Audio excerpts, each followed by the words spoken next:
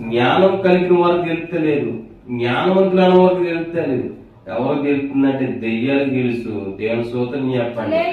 ఈ వ్యక్తిని దెయ్యాలు పెట్టేసిన దెయ్యాలు తెలుసు, ఈయన సర్వోన్నతుడు కుమారుడు, దేవుని కుమారుడు. మరి ఇక్కడ నీకేం పని? ఇలాగ ఏం చేశాడు? రాగానే సాగిలో పడి దేవుణ్ణి మొక్కుతున్నాడండి. దేవుని స్తోత్రం చెప్పండి.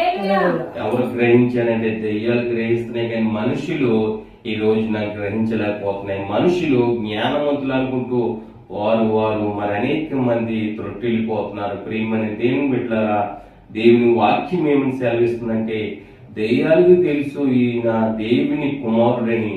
ఇంకా అక్కడ ఉన్నవారు అనేక అద్భుత క్రియలు సూచక్రియలు చేసిన వారు మాత్రము నమ్మలేకపోతున్నారు. శాస్త్రులను చెప్పుకుని, మరి పరిశీలనని చెప్పుకుని, అనేక బుక్స్ చదువుకుని జ్ఞానవంతులని పేరు చెప్పుకున్న వారు కూడా నమ్మలేకపోయిన పరిస్థితులు.